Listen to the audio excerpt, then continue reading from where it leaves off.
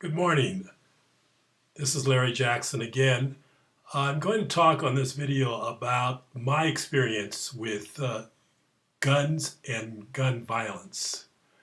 Uh, there are about seven true incidents in our play, Overcoming American Implicit Racial or Ethnic Biases. And these incidents center around bullying. Uh, Now, they could have turned into school shootings, thank God that they didn't, but they have some of the similar elements that we have seen perpetrators in their various reports after the fact of these gun shootings or school shootings, and as to why they occurred. So we have some workable solutions that are portrayed in our play, and they center around eliminating the elements of bullying uh, and work towards the golden rule. So with that, I'll proceed with these stories and see if you can gather what we're talking about here when we say uh, our approach, our mantra is to eliminate the elements of bullying. So the first incident was I have an uncle, had an uncle, he's passed away now, but he was a bartender back in the 50s, and in those days, that was a pretty good job. They did really well with their weekly salary and their tips. Uh, my uncle lived with us, of course. You probably know from previous videos, if you've seen them, that I was an orphan, so to speak. My mother passed away when I was about 2 years old with tuberculosis, spinal meningitis. I had the same disease. I survived with basically mono vision. I have vision out of one eye. So anyway, my uncle, he is a bartender, and I guess at this bar and restaurant where he worked, there were a couple of patrons that got into a fight, and one of them pulled a gun. And through the grace of God or something, he intervened and asked the gun toter to give up the gun, and lo and behold, he did. So he comes home with this gun, and my mother sees this gun, and she just flips out.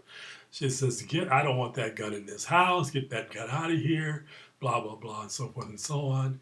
Meanwhile, he's showing me the gun and telling me how he took it away from the guy and so forth and so on.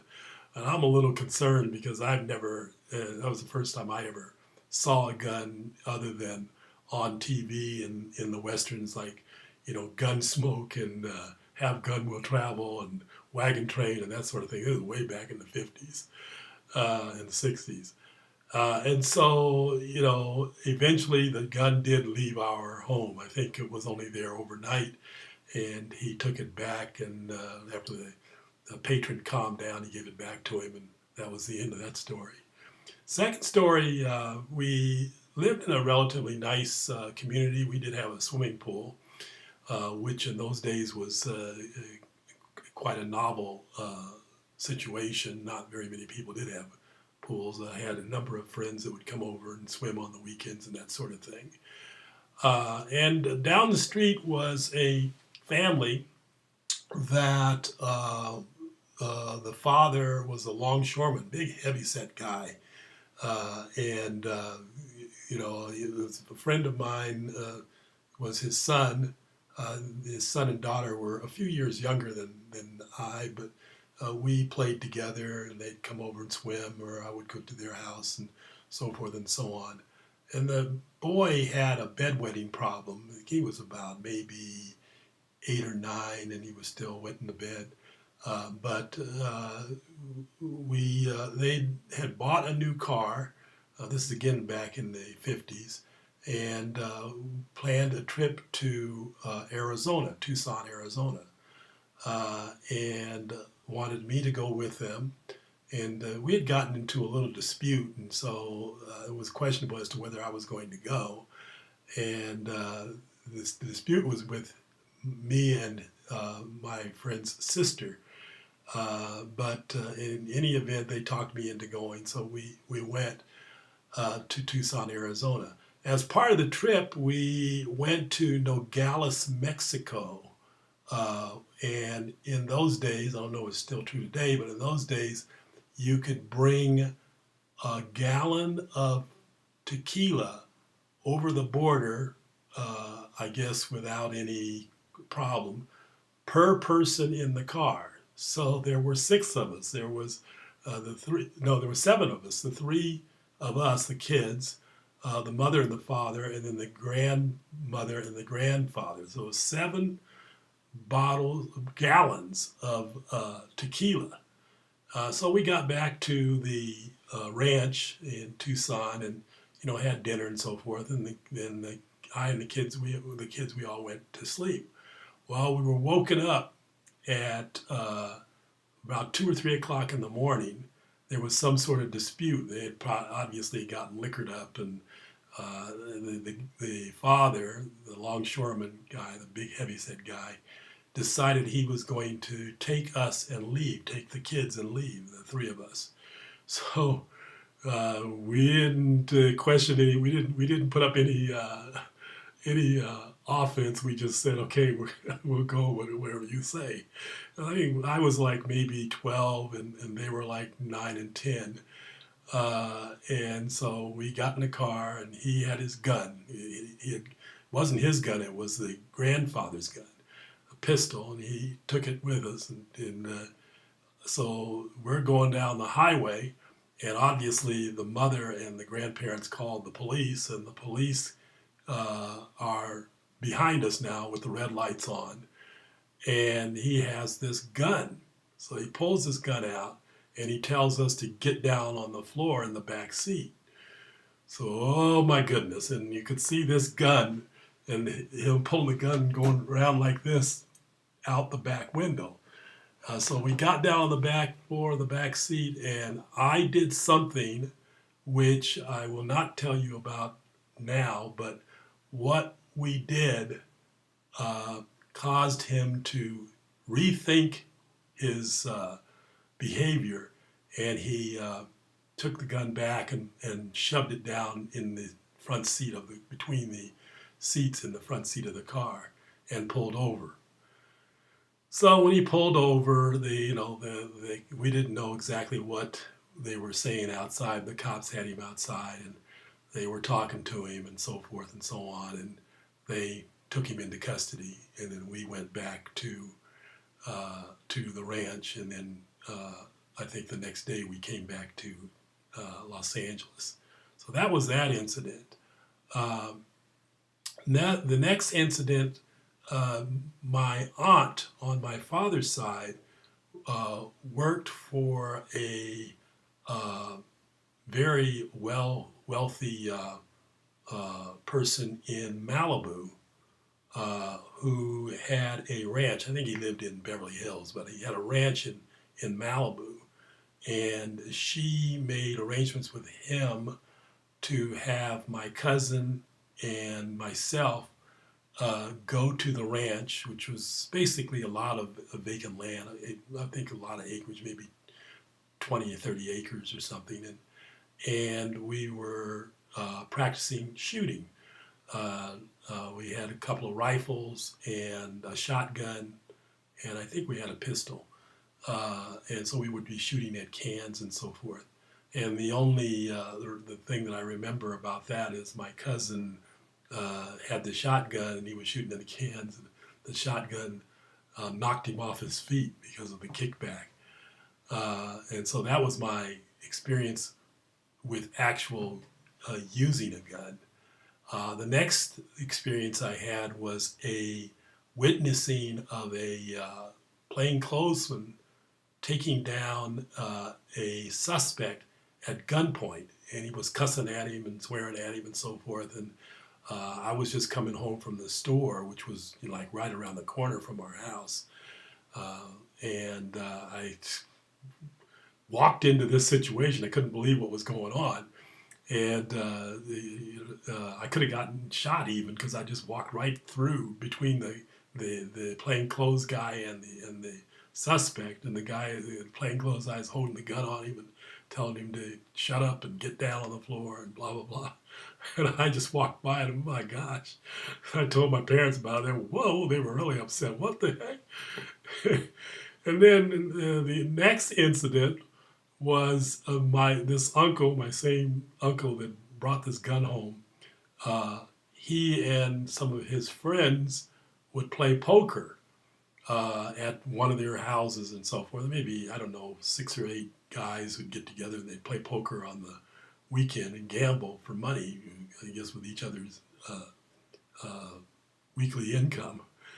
And I remember he was a bartender, so they would all get together at the bar, which was kind of like the neighborhood tavern basically. They all knew each other.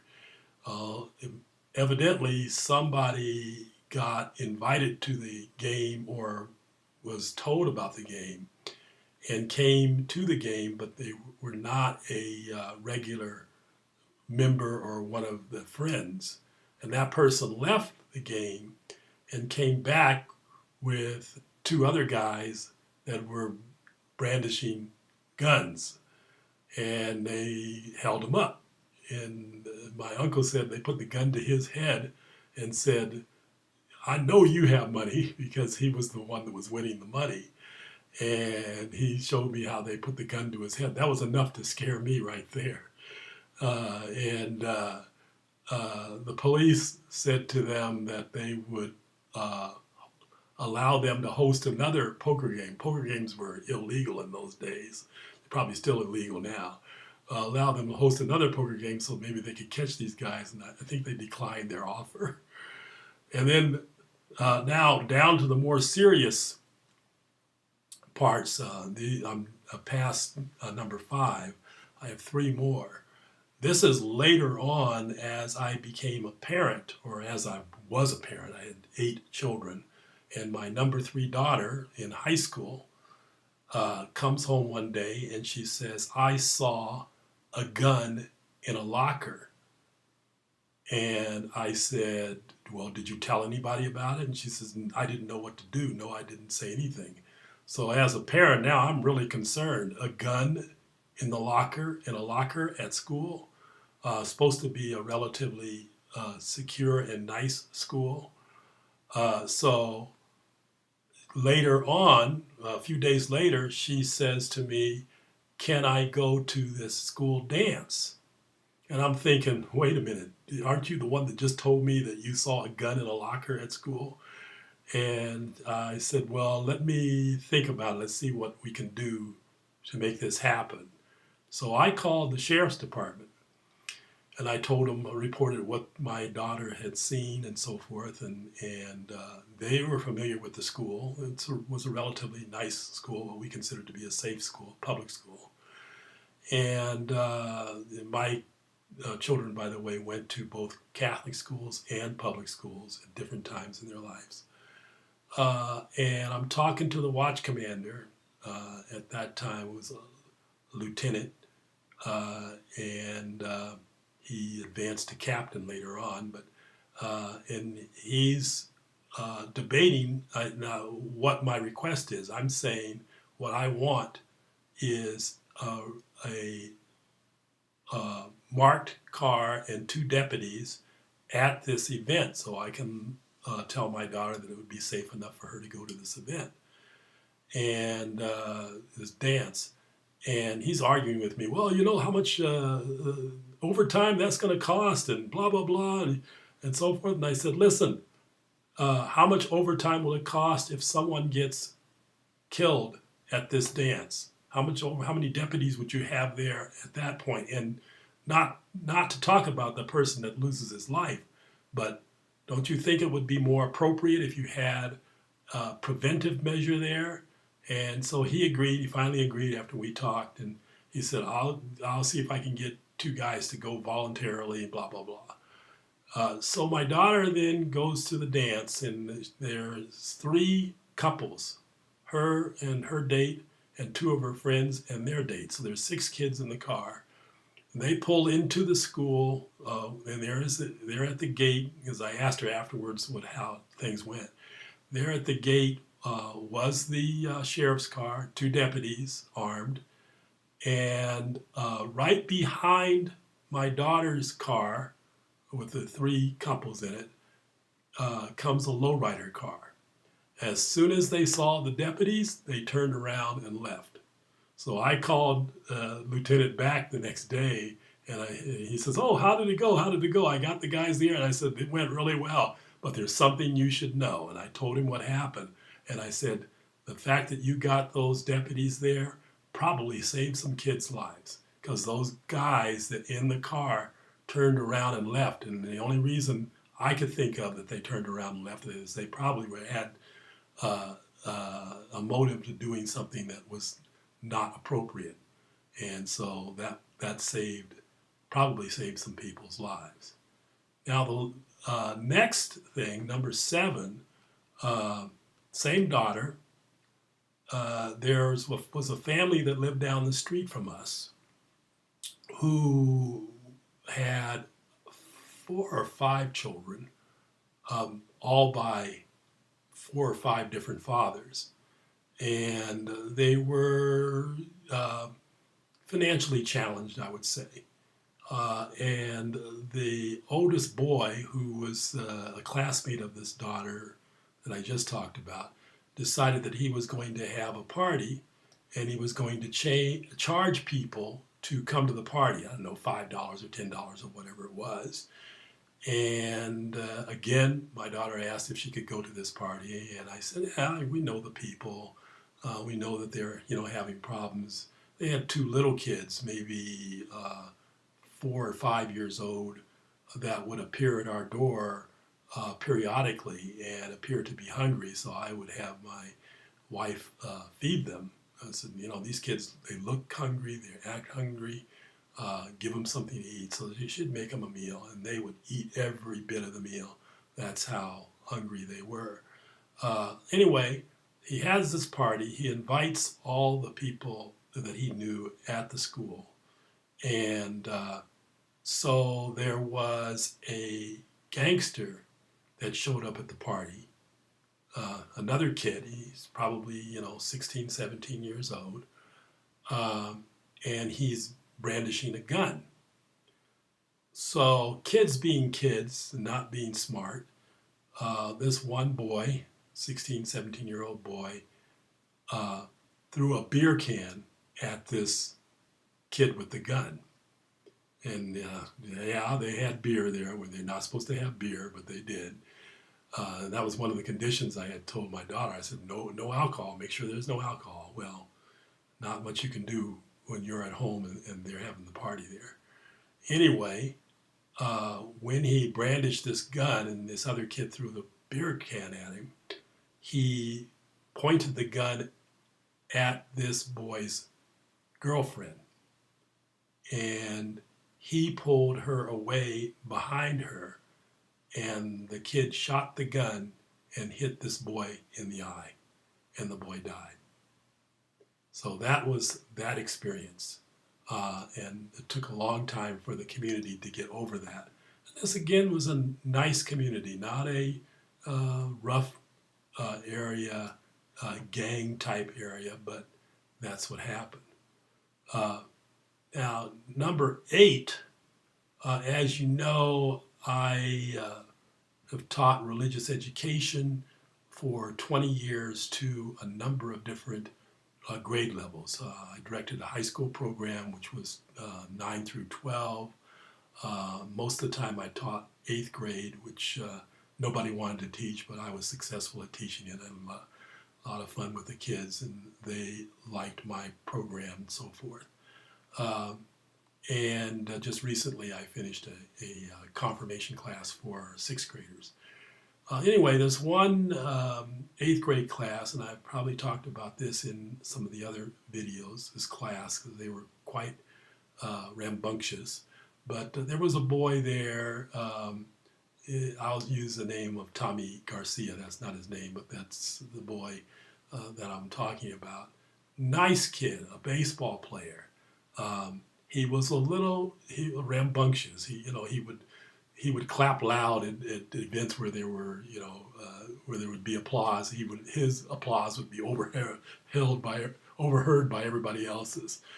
But and he had a little following. He had about 4 or 5 kids that were his followers.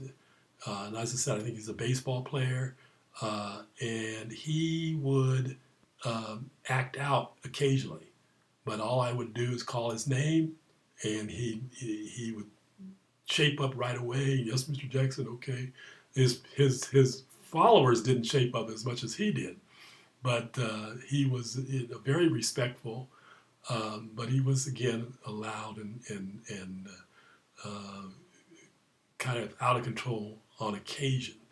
As I learned, he didn't. There wasn't a father at home. The mother was worked 2 or 3 jobs to make sure that he was in our community. Our community at this parish was a relatively wealthy community in Santa Monica, and so as a result of her having 2 or 3 jobs, she wasn't home in the evening. So he, on a Tuesday night at 10 o'clock, went out to get some tacos, and just down the street from where he lived, off of Pico Boulevard in Santa Monica.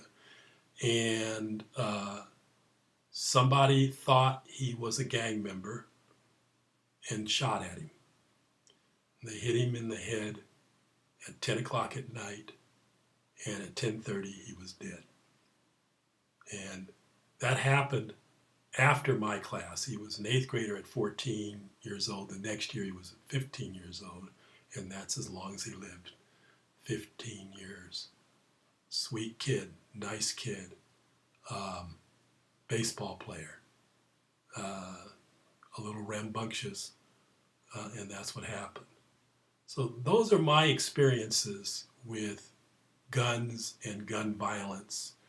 And in conclusion, someone asked me, one of the actors asked me, I think is a 10-year-old girl who's one of the actors in our play, asked me what was my motivation for writing and producing and directing this play.